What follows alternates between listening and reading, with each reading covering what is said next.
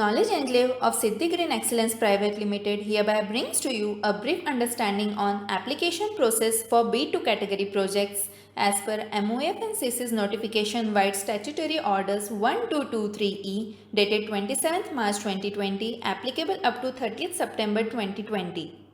To understand this, let's have a slight glance on where does it comes from.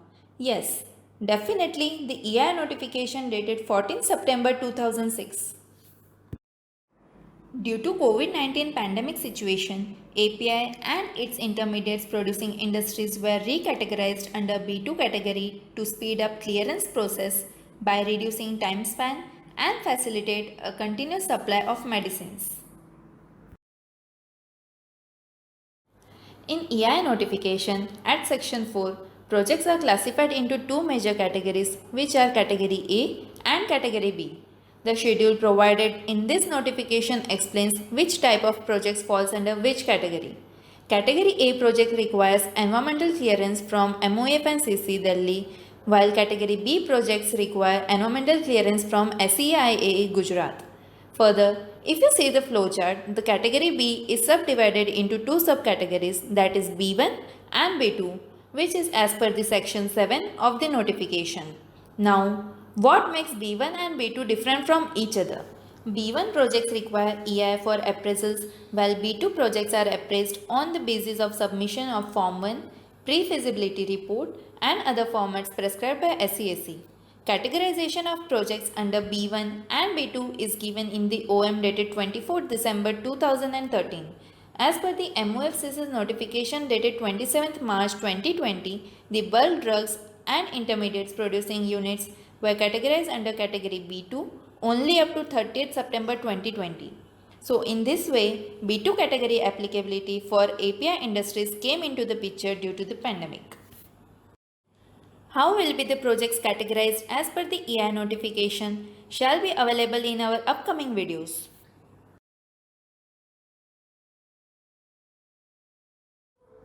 So speaking about API, let us get briefed what an API is. An active pharmaceutical ingredient, part of any drug that produces the intended effect against the disease. Some drugs have multiple active ingredients to treat symptoms or act in different ways. All drugs are made up of two mains. One is the active ingredient itself and other is the carrier of the drug or the medium which is inactive. Coming back to what type of products or molecules can be considered for application and further approval under B2 category for 5F API as per this OM. Those are either the active ingredients themselves, the key starting materials or the intermediates required for the manufacturing of API, N-1, that is the immediate precursor of the API. All such type of products shall be definitely considered by the committee for approval. Please note, some materials which are used for manufacturing of API as an side molecule might not get entertained as of now. Application under category B2 needs a few set of documents to be prepared and submitted to the SESC or SEIA. We will just pull up the focus on as in what information can be furnished for the application. First and the most important is product list. The main details to be included in product list are name of the products, their CES numbers, the quantity required in metric ton per month and end use of products. The only difference between new and expansion project is that quantities for expansion project are to be specified in the manner of existing, proposed additional and total production. The existing quantities are extracted from the consent to operate CCA or CTO of the unit undergoing expansion. Further, a detailed end use of every product in this tabular manner is to be submitted, which includes the name of product and its CES number, the type of product, that is whether it is an API or its intermediate. Further, if product is an intermediate, then in which API it shall be used and CES number of the same. Also, final use of the API is to be mentioned. Manufacturing process is the backbone of any project and shall include the following points: process description, balanced chemical reactions and process flow diagram having input quantities equal to output quantities and proper stoichiometric or mole ratio calculations. Then Raw material list is to be prepared from the manufacturing process. The listing contains specific CAS numbers, chemical names, and quantity of the raw materials in metric ton per month used for manufacturing of API. Trade names are not preferable. Well, yes, in subsequent documents also, the only difference with the expansion projects is that quantities are to be specified in the manner of existing, proposed additional, and total after expansion. Further, we shall need to work on the preparation of the total pollution load sheet. TPL shall include water consumption for process and pollution control activities, wastewater generation from process activities in KL per day, byproduct generation in metric ton per month, gaseous emissions in metric ton per day, and scrubbing solution generated from controlling these gaseous emissions in metric ton per month, and the hazardous waste generated in metric ton per month and annum as well, along with their disposal facilities. Solvent recovery sheet is also part of TPL. It shall include name of solvent, solvent charged to reactor and recovered from the process in kg per batch, along with the recovery percentages. We will also need to prepare air, water, hazardous waste and ETP or STP scheme based on total pollution load. APCM, that is air pollution control measures, include details of flue and process gas emissions. As the name suggests, flue gas emissions details include sources of emissions with the installed capacities of boilers, thermofluid heaters, genset, etc., stack or chimney height, type of fuel used, quantity of fuel required, type of emissions and its specific control measures or devices as per the stipulated norms. In case of process gas emissions, we will need to specify the sources of emissions from specific products or process, type of emission, the height of stack or vent in meters from ground level and the respective pollution control equipments attached.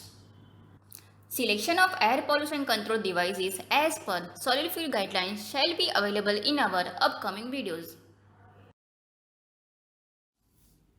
Water balance. The water consumption of a project can be broadly shown as total of water consumed in domestic, gardening and industrial activities. Further, industrial water consumption is the total of water demand in manufacturing processes, boilers, cooling towers, washing and other ancillary activities such as water consumed in pollution control devices in kiloliter per day. On the other hand, wastewater generation is the total of sewage generated from domestic activities in industry and industrial effluent generation. Industrial effluent generation is obtained when we add up the effluent generated from manufacturing processes, blowdowns of boiler and cooling towers, washing and other ancillary activities. Water recycling scenario and disposal of effluent can be explained in details in the remarks column of the table. A water balance flow diagram can also be prepared which clearly shows the flow of consumption of fresh water, recycling scenario and generation as well as disposal of effluent.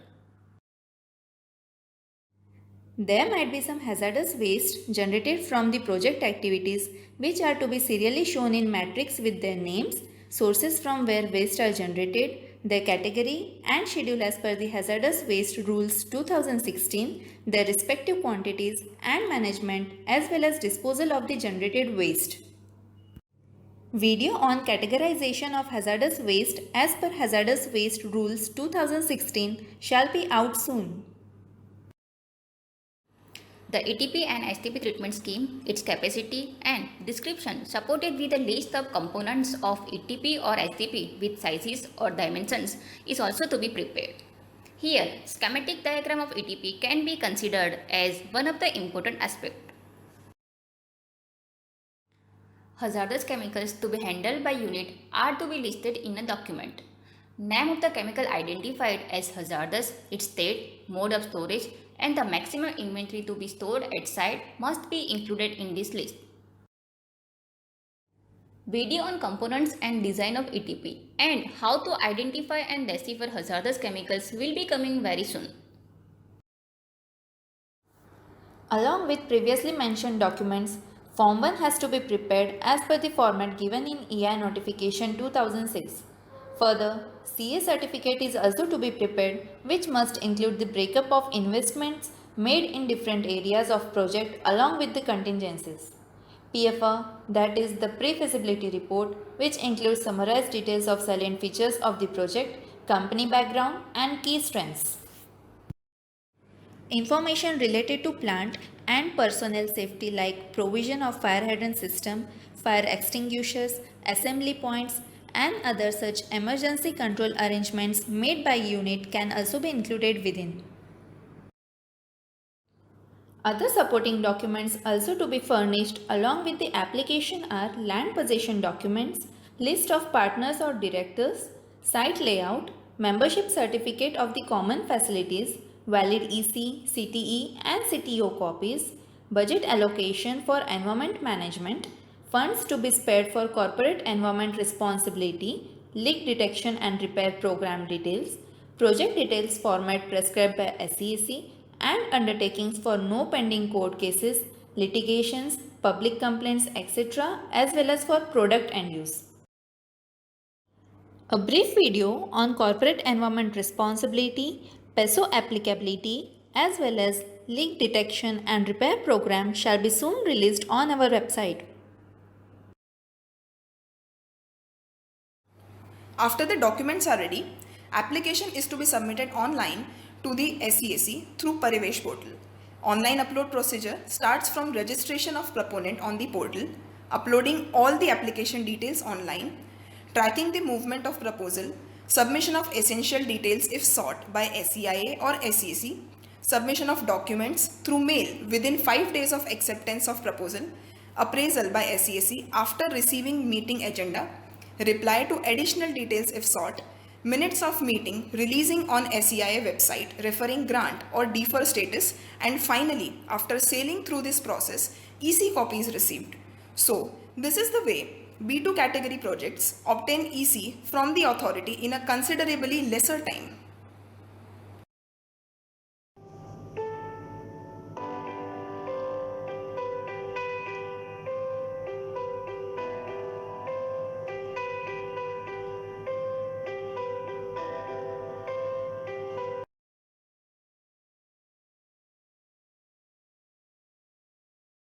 For more details, do visit our website www.siddhigreen.com.